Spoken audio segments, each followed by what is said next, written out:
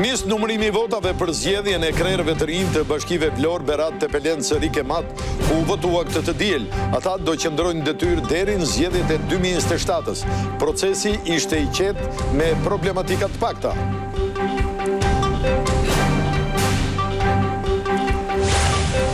Zgjedhjet e kësaj të diele shënuan pjesëmarrjen më të ulët ndonjëherë të daljes në votime me vetëm 18.4%. Partitë nuk bën fushat, ndërsa qytetarët bojkotuan procesin, duke bërë që kryebashkiakët e rinj të zgjidhen me një mbështetje të ulët. Lidhja Demokratike e Kosovës fitoi Prishtinën përballë vetëvendosjes në balotazhin e kësaj të diele. Në total LDK dhe Lëvizja Vetëvendosje morën nga 7 komuna. Partia Demokratike e Kosovës mori 6 komuna dhe AK-ja fitoi në 5 prej tyre. Kosova i dha këtë të diel një tjetër leksion Shqipërisë. Të dy vendet zhvilluan zgjedhje lokale, por teksa në Kosovë rezultati u shpall afro 2 orë pas mbylljes qendrave të votimit, në Shqipëri numërimi nuk kishte nisur ende.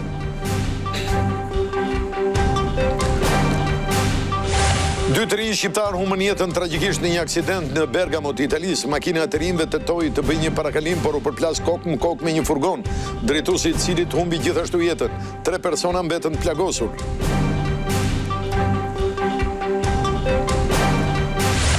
Gradeci është destinacioni i radhës së Clan Explorer, qyteti që me bukurinë dhe qetësinë e tij ka frymëzuar poetë e artist.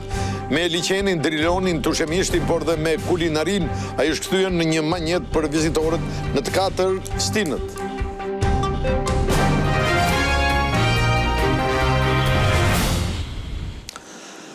Zonja dhe zotërimi mbrëma, mirë se erdhët këtu në televizionin Klan. Ky është edicioni i fundit i lajmeve, ku si çdo mbrëmje do të bëjmë një përmbledhje të ngjarjeve kryesore të ditës së sotme. Tashmë dihet që në vendin tonë sot është votuar në 5 bashki. Për të patur një panoramë më të qartë, ne do të shkojmë direkt në KQZ me Klesiana Omerin, gazetaren tonë. Klesiana, mirë mbrëma. Apo numërohen në të gjitha bashkitë votat dhe cilat janë rezultatet paraprake zyrtare?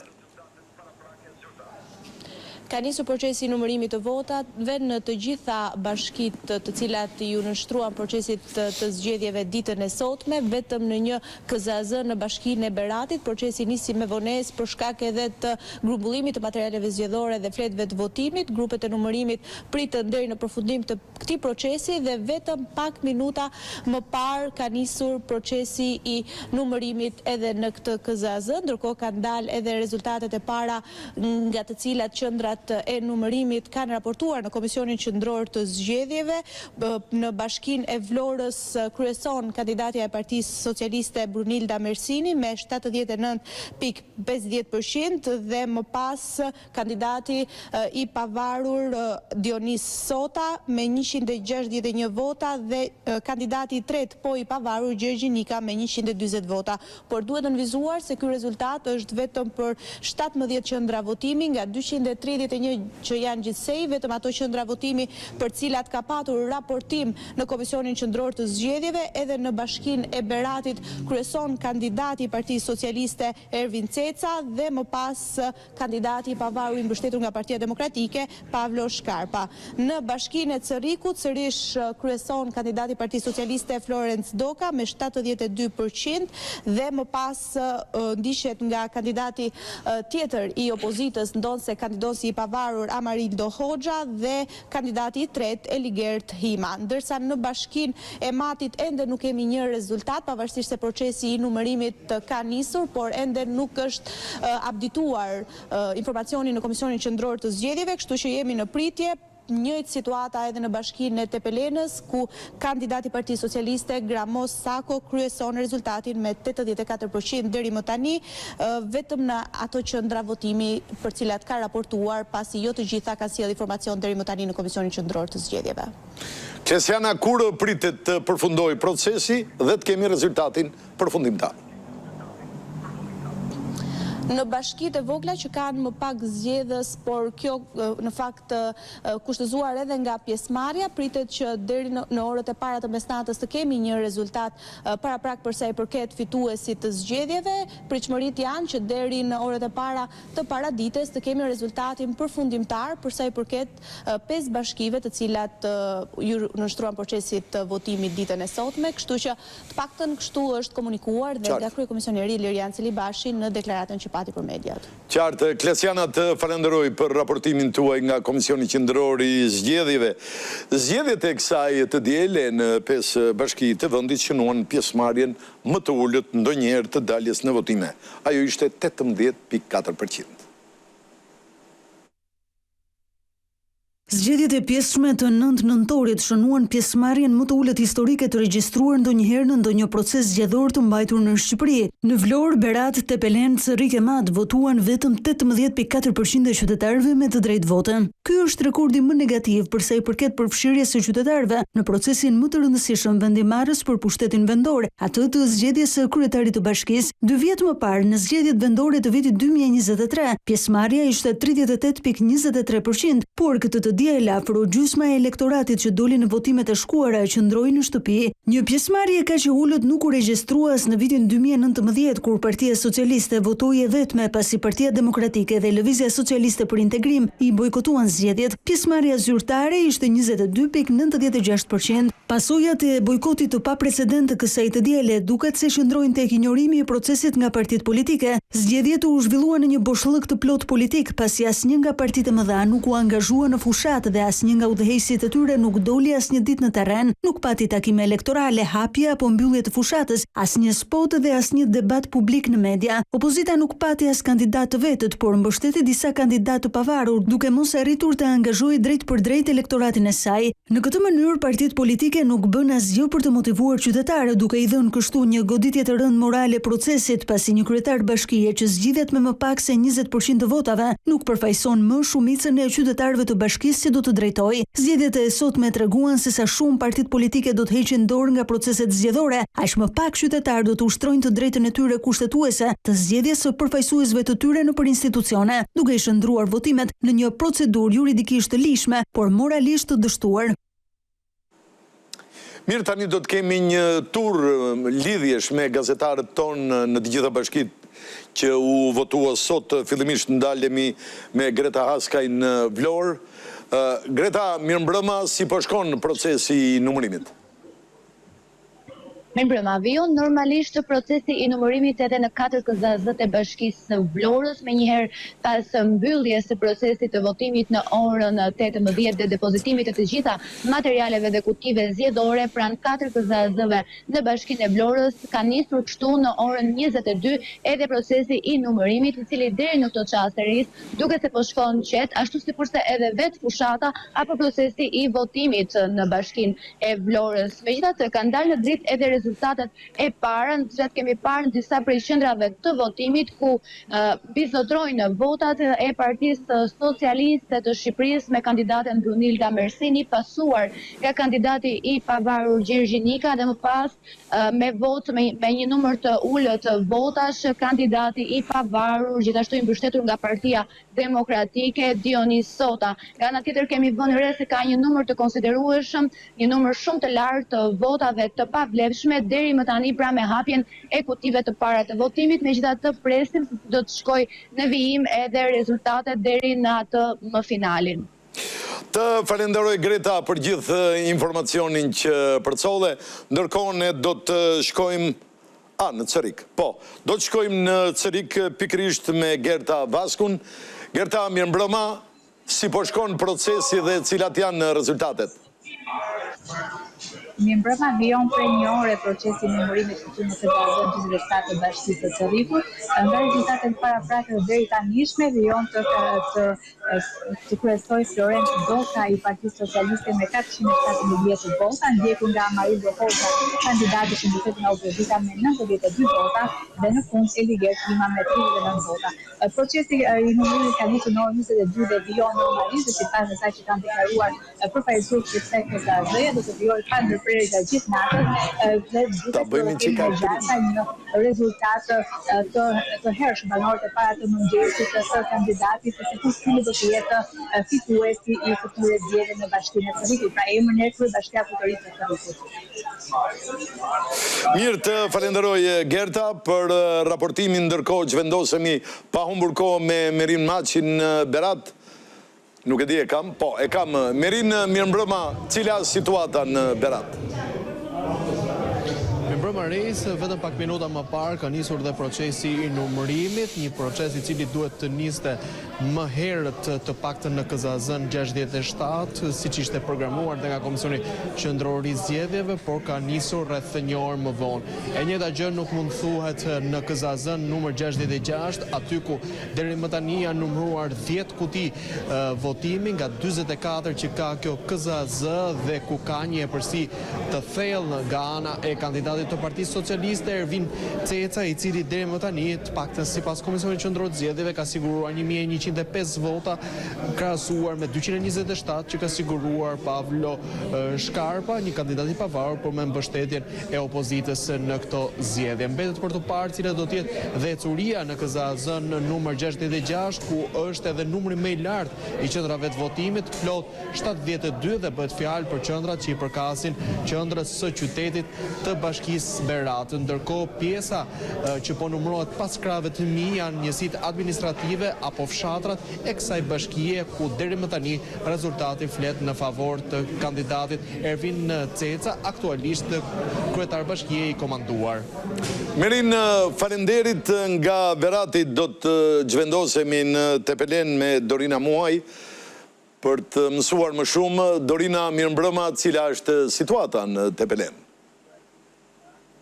Mirëmbrëma Reis, në fakt këtu në KZAZ-n 80 në qytetin e Tepelenës, procesi i numërimit fijon të jetë normalisht, nuk ka pasur problematika, të dy kandidatët për kryetarët Bashkisë së Tepelenës janë duke ndjekur gjithë procesin e numërimit, ndërkohë që nëse të bëjë një përmbledhje totale, të gjitha janë 4 kuti në total të numëruara deri në këtë moment, 2 janë në proces numërimi, ndërkohë që në numër votash në total Gremon Sako ka marrë 642 vota, 90 Gabriel Guma dhe 11 vota janë të pavlefshme. Ashtu siç e thash, në këtë moment janë duke u numëruar 2 qendra votimi, është ajo e fshatit Kodër dhe fshati Hormovës. Të falenderoj Dorina, ndërkohë zhvendosemi pra me lidhjen e fundit në të 5 bashkit ku zhvilluan zgjedhjet në mat pikërisht me Max Ramën. E kam po. Max, si është situata dhe sa kohë do që të përfundoj mati, se duket sikur është më i vogli?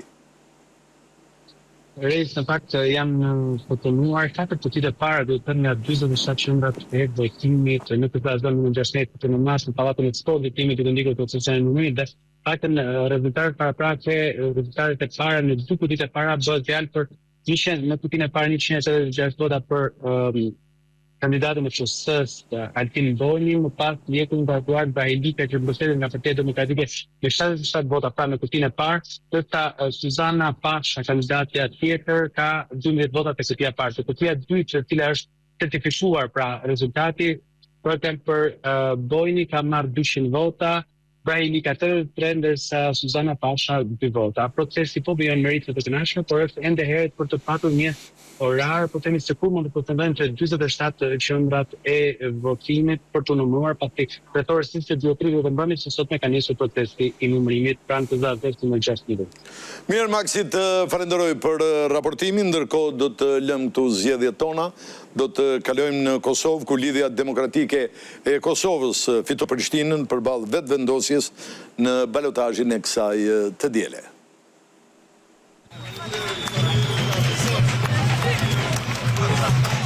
Mbështetësit e përparim Ramës, kryebashkiakut aktual të Prishtinës dhe kandidatet e Lidhjes Demokratike të Kosovës edhe për një mandat të dytë, dolën menjëherë për të festuar fitoren e tij në Prishtinë, pas publikimit të rezultatit të balotazhit të zgjedhjeve lokale që u zhvilluan këtë të diel në 18 komuna. Në të gjitha ato numërimi u mbyll për pak më shumë se 2 orë. Përparim Rama fitoi me 51.5% të votave, 3% më shumë se rivali vetvendosjes Hajrullah Çeku. Mes mbështetësve që festonin, Rama shpreu bindjen se shumë shpejt do të ketë zgjedhjet parakohshme parlamentare në Kosovë. Kryeqyteti është zemra e gjithë Kosovës e kombit tonë, prandaj kushdo që vjen në nivel qendror duhet të jetë bashkëpunues e unë nuk kam dyshim që edhe njëri muaj e gjys do ta kemi edhe lumirin atë provincën. Në këtë raund, Lidhja Demokratike e Kosovës fitoi edhe në Pej, Viti, Dragash dhe Unik, duke çuar në 7 në total numrin e komunave të fituara, përfshirë edhe ato të raundit të parë të 12 tetorit. Kryeministri në detyrë i Kosovës Albin Kurti festoi me mbështetësit e vetvendosjes së drejtuar prej tij në Fushë Kosovë. Një nga 4 komunat e siguruara në këtë raund nga kjo parti, krahas Mitrovicës së Jugut, Obiliqit dhe Gjilanit, që e çojnë në 7 edhe numrin e komunave të siguruara në total nga vetvendosja në këto zgjedhje. Meqense në të gjitha këto raste, të gjithë të tjerët janë bashkuar kundër vetvendosjes. Ky është një sukses i vetvendosjes dhe i qytetarëve. Aleanca për Ardhmërinë e Kosovës fitoi 4 komuna të tjera, Gjakovën, Rahovecin, Suarekën dhe Klinën, duke çuar në 5 totalin e komunave, përfshirë edhe ato të raundit të parë. 3 komuna të tjera u siguruan nga PDK në këtë balotazh, duke çuar totalin e tyre në 6. Një komunë u fitua nga Partia Turke dhe një tjetër nga lista serbe, kandidatët e së cilës tashmë drejtojnë në 10 komuna. Krahasuar me zgjedhjet lokale të 4 viteve më parë, rritjen më të madhe ka vetvendosja që ka 3 komuna më shumë. Kaq më pak ka Partia Demokratike e Kosovës, ndërsa partitë e tjera kanë saç kanë patur 4 vite më parë. Mirë, do të shkojmë direkt në Prishtinë me gazetaren ton Blerta Dalloshi Berisha. Blerta, mirë mbrëma, je lodhur më duket. Jo, mirë ishte balotazh, gjithçka shkoi në rregull gjatë procesit të votimit, rezultatet dolën në preliminare me kohë dhe do thotë nuk është që arritëm edhe të lodhemi shumë. Të kapa në një frymarrje që më duk sigurisht e lodhur. Hym në temë. Cili është rezultati surprizi këtyre zgjedhjeve në Kosovë? Në fakt, ajo që ishte interesimi më i madh ishte në Mitrovic, me që qysh edhe në zgjedhjet e 12 tetorit kishte një garë të ngushtë ndërmjet kandidatëve të Partisë Demokratike të Kosovës dhe të lëvizjes vetvendosje, ku arriti që të fitoj lëvizja vetvendosje dhe t'ia rëmbej këtë komunë Partisë Demokratike të Kosovës që e kishte në 4 vitet e fundit me Bedri Hamzën, ndërsa këtë rast kishte kandidat tjetër Arjani Tahirin. Derisa sigurisht që kryeqyteti është vetë fjala kryeqytet nëmë kupton që interesimi gjitha partive politike është që të fitojnë dhe e konsiderojnë fitoren më të madhe kryeqytetin, por me vetë faktin që përveç kryeqytetit kishte fituar edhe në 4 komunat të tjera, duke e quar në gjithsej 5 komuna fitoren në këtë balotazh, atëherë Lidhja Demokratike e Kosovës shpalli fitoren dhe festoi në kryeqytet, derisa lëvizja vetvendosje në këtë balotazh fitoi 4 komuna, njëjtë sikurse edhe Aleanca për Ardhmërinë e Kosovës, e pasuar nga Partia Demokratike e Kosovës me 3 komuna. Blerta, kur do nis dhe numërimi i votave të diasporës?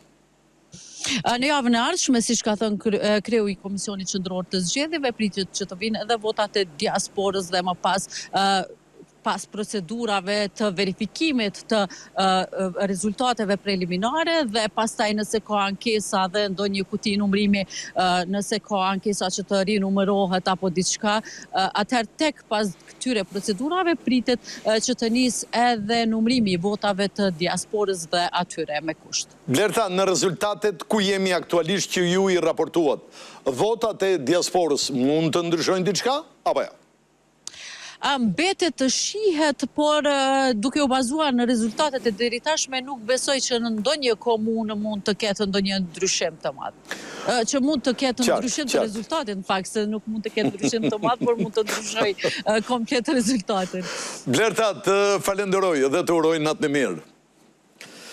Mirë, ishim me Blerta Dalloshi Berishën nga Prishtina, do të mbetemi përsëri me Kosovën, e cila në fakt sot na ka dhënë një leksion për sa i takon zgjedhjeve, për sa i takon numërimit dhe për sa i takon shpejtësisë. E ndjekim.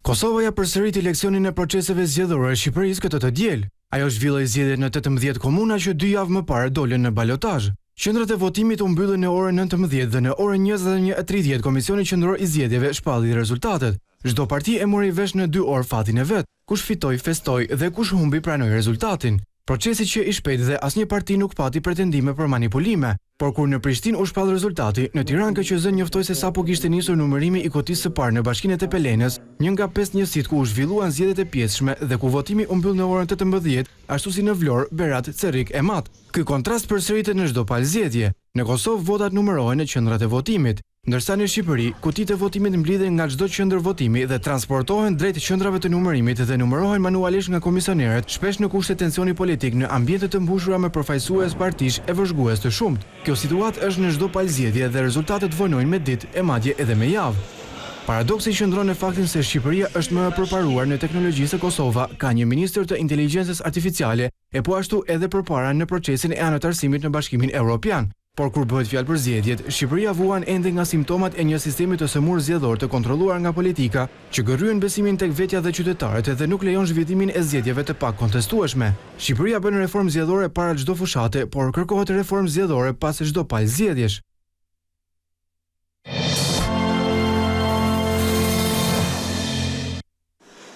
Ka njësur të marrë formë unaza e qytetit Durrësit, e cila lidh spitalën me Curilat. Kryeministri Edi Rama ka publikuar këtë të diel pamje nga kantieri i punimeve që po kryen në terren në këtë projekt. Janë pikërisht to pamje që po ndiqnin në ekran. Kantieri për transformimin e infrastrukturës rrugore të unazës së Durrësit, shkruan Rama në rrjetet sociale, ka videos publikuar. Ky konsiderohet një projekt i domosdoshëm për qarkullimin e lirë të mjeteve dhe lehtësimin e trafikut gjatë sezonit turistik dhe pritet të ketë një impakt të drejtë për drejtë në krejt zonën bregdetare.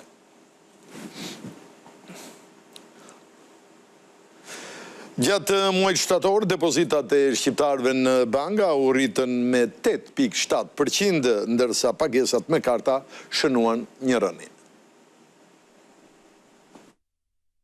Depozitat në sistemin bankar janë arritur me rreth 8.7% krahasuar me të njëjtën periudhë të vitit të kaluar, duke arritur në 1.45 trilion lek, por ndryshe nga kjo tendencë, pagesat me kartë kanë pësuar rënje si në numër transaksionesh, ashtu dhe në vlerë monetare, referuar të dhënave nga Banka e Shqipërisë. Ky nivel ka rënë me të paktën 17%, duke treguar kështu një ndryshim të qartë në sjelljen financiare të qytetarëve. Dhe patjetër që konsumatori duhet tregohet i zgjuar për menaxhimin e buxhetit dhe shportës së tij buxhetore në mënyrë që të përballojë dhe të i parapri situatave të paparashikuara që mund të ndodhin në të ardhmen, që mund të jenë situata krizash. Për ekspertët, rënja e përdorimit të kartave tregon gjithashtu një tkurrje të konsumit dhe një orientim më të fortë drejt kursimit, ndaj ata paralajmërojnë se kjo mund të ndikojë edhe në ritmin e rritjes ekonomike. Kjo na pengon jo vetëm në hartimin e politikave të duhura makroekonomike, qoftë politikën fiskale, qoftë atë monetare. Nëse ne futim, le të themi, në ullind financiar online dhe të sistemit bankar aktorët më të rëndësishëm të tregut, patjetër që dhe konsumatori dhe qytetari do ndërgjegjësohet me kalimin e viteve. Banka e Shqipërisë vlerëson se sistemi financiar mbetet i stabilizuar, por sfida kryesore mbetet rritja e besimit të konsumatorëve dhe nxitja e qarkullimit të paras për të mbështetur ekonominë reale.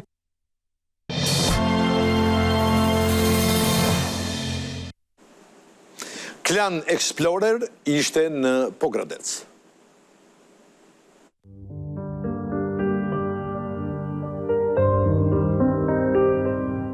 Mizal të pyllit vjeshtarak, dremit liqeri pa akufi. A y ndaj fundesh u përflak, po si me zjarë e me flori. Sa bukur i ka thurur e i ka kënduar Lazgush Poradeci qytetit të tij. Në buzë të liçenit e Orit, atij që ndizet e përflaket si qelli, atij që herë të tjera bëhet i hirt dhe pasqyrë ftohtësisë së stinës, apo me dashje ngatron horizontin me qellin, shtrihet qyteti i bukur dhe i lashtë i Pogradecit. I vogël, i qetë dhe qytetar, kushtu e përkufizon kushdo që ka shkelur, sikur vetëm një herë në qytetin Jug Lindor. E nëse pyesni se përse Pogradeci ka këtë vel të bukur frymëzimi, a nuk mjafton natyra e tij për ta kuptuar? Kur përmendim këtë qytet, në mendje na vijnë plot emra të nderuar, por dy janë kthyer tashmë simboli i qytetit. Po flas për Mitrush Kutelin dhe Lazgush Poradecin, të dy të lindur në Pogradec. Mitrush Kuteli ishte ai që i dha një mbështetje të pakushtëzuar talentit dhe veprave të Poradecit.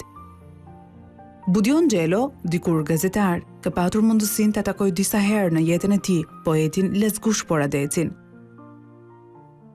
Atë poet që sistemi nuk e deshi, e aq më tepër poeti sistemin. Kur s'do partia, edhe qyteti që i trembur, po i tha më mirë me cucin, tha, se ky nuk shkon në degën e brendshme. Ashtu siç tregon Xhelo, vërtetësia që kishte dhe shoqëronte Poradecin e kishte lënë këto të fundit shpeshherë të çarmatosur. Edhe ashtu, si që jemi ne, kështu ju këthye nga Shënaumi. Tha mua, e filmon atë, tha, profesor, po kjo kamera ime, i thash, hesh amatorësh, i thash, dëgjoj këto ti, tha. Komunizmi, tha, po ti ishte i mirë, e bënte Gjermani, Jugoslavi. Ndërsa Poradeci mbetet një ndër poetët tanë më të shuar, Kuteli themeloi prozën moderniste shqiptare. Si thash, vepra e Kutelit është më tepër ka qenë një vepër e goditur, e pa botuar edhe botuar vonë. Vepra të caktuara të tij duhet të jenë modeli formimit të kombëtar, të brezave. Poradeci veç poetizmit është i njohur edhe për vreshtarin. Fundën e ndorit, ku bëhet vera, tamam verë, po të hapësh rubinetat e buteve, po të hapësh këto, bërë të ndi liçeni dytë Pogradeci. Një tjetër mrekulli natyrore e Pogradecit është parku natyror i Drilonit. Këto burime kanë krijuar një peizazh të tillë natyror unik ku mund të shëtisësh, por edhe të vozitësh me varg për të shijuar bukurinë e florës dhe faunës. Zonë e mbrojtur UNESCO, gjithë parku i Drilonit, gjithë burimet e Drilonit, pra që nga burimet edhe deri në derdhjen në liçen. Kryesisht speciet që janë këtu është mielma që është simboli i parkut të Drilonit, pavarësisht se është kryesisht zog shtektar, janë rosat e egrat, një pjesë të shpendëve karabatak që ju thonë pogradecarët e kështu me radhë. Vetëm 38 minuta ose 19,6 km larg qytetit të Pogradecit ndodhet fshati Trebinj në krahinën e Mokrës së Sipërme. Në këtë të fundit ndodhet destinacioni i njohur si Mullarët e Gurt.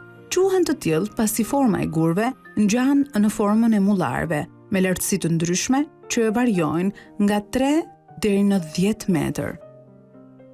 Banorët e zonës e njohin si Gurt e Nusës. Ka qenë një nusë e cila nuk donte të martohej dhe pikërisht nga ajo mosdashja, të gjithë krushit bashkë me nusën e ëndrit u kthye në Gur dhe që atëherë mbeti si një legjendë e zonës. Të janë formuar si proces si erozionit të erës ose erozionit eolik. Ndodhem në fshatin Selce Poshme, në zonën e Mokrës, një fshat i cili ruhet një pasuri të jashtëzakonshme, një pasuri e cila i flet të gjithëve, jo vetëm shqiptarëve, por edhe vizitorëve të huaj. U ndodhem këtu në varret monumentale Ilire. Në fakt janë varret të cilat i përkasin një qyteti antik Ilir. Qise aty ndodhen 5 varre monumentale që i përkjesnin mbretërve Ilir. Më i madhi është ky këtu, i cili është i ndarë në 2 kate. Në katin e parë prej i hiri mbretit, ndërsa në të dytin, të gjithë bijut dhe objektet me vlerë që mund të shërbejnin atij në atë që quhet jeta e përtejme. Kryesisht në pjesën e poshtme janë gjetur stoli, janë gjetur sende personale për sa i përket personave të varrosur. Ajo që është më kryesore është pafta, është një paftë rripi e cila ka skenat e luftës midis ushtarëve, domethënë ushtarëve ilir dhe një stem e cila tregon edhe Dragojin, që është Kadmi, mbreti ilir aso kohë. Ky është udhëtimi në Pogradec, i cili çdo ditë mbetet si një varg i ri poetik. Lashtësia e tij, tradita, kultura, qytetaria, mikpritja, janë kartolina dhe ndjesia që çdo kush merr me vete sa herë që e prek. Pogradeci është një qytet ku teksa i zbulon pak nga pak, kupton që ai është më shumë se sa një pamje e bukur për syrin, është një përjetim emocional. Këtu përfunduam këtë edicion lajmesh, zonja dhe zotrinj, ju falenderit për vëmendjen. Natën e mirë.